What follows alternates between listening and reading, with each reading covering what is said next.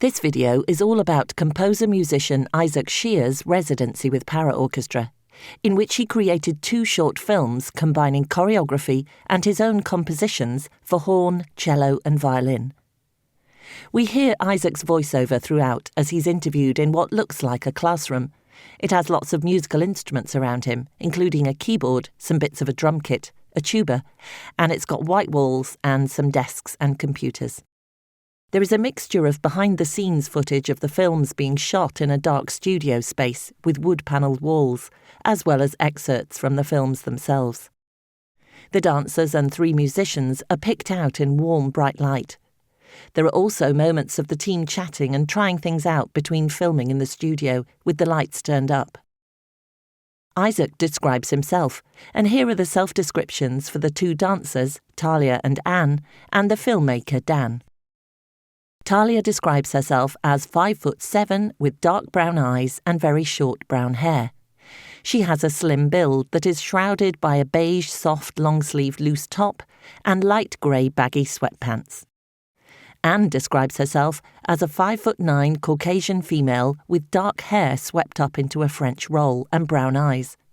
She's wearing a white knitted sweater and grey leggings and black socks. And Dan says he's a white man in his 40s with a short beard, wearing a yellow cap with a dodo on the front, and is very expressive with his hands.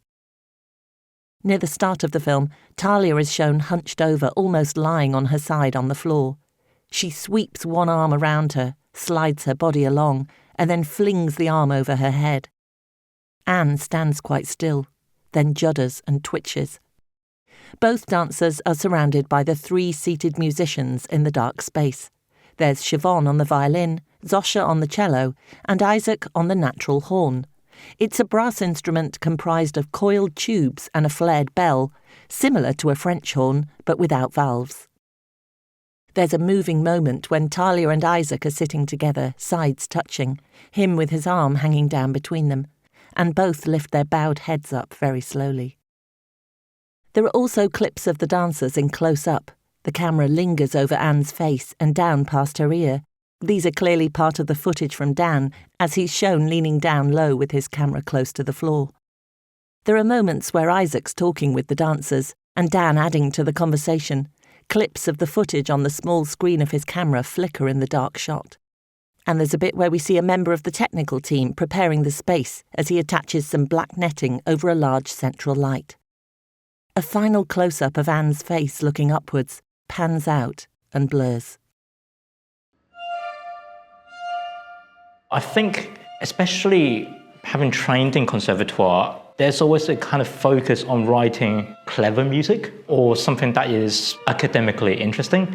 And for the past year, it's been really rewarding just to have that space to write music that I wanted to write and music that I felt would complement the movement rather than just something that feels the need to hold its own. Neon green text reads, Isaac Shieh, 2024-25 Musician in Residence. I'm Isaac. I play the French horn, and for the past year, I've been a musician in residence with Paraorchestra. So I'm a 6-foot-tall man of minority ethnic Chinese background. I wear glasses, I've got relatively shortish black hair, and I'm relatively clean-shaved. So for the past year, I've been exploring lived experiences of disability through dance and music. And part of that was collaborating with a choreographer and filmmaker called Dan Canham. I also created 2 dance films. The first one explores a sense of isolation in relation to mental illness as well as deafness, whereas the second one is a reflection of my own disability of being not able to control my right side so well and actually exploring the idea of living with disability rather than overcoming the disability. I think before my musician residency, I was quite reluctant and shy about showcasing my own compositions. I think for me, it's always been a process of almost self-indulgence. It's like writing a diary. So to share that music was both scary but also quite exciting.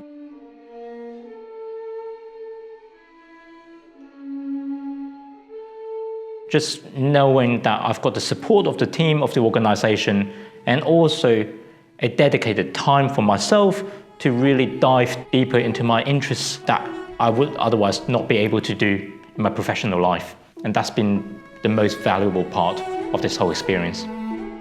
Also, having Dan in the room to be capturing all those movements, those ideas into films, that's been almost like kind of, I don't know, it's a watershed moment that suddenly, like this is real, this is something tangible. And it's been incredible to be able to experience that, and I'm super grateful to everyone who've taken part in it, just to kind of realize my visions. Black screen with white text.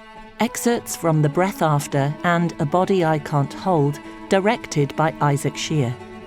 Musicians Siobhan Clough and Zosia Jagodinska. Dancers Anne Wall and Talia Sealey. Footage and edit Dan Canham. BTS footage Black Bark Films. BTS edit Jon Aitken. Audio description Alice Gilmour.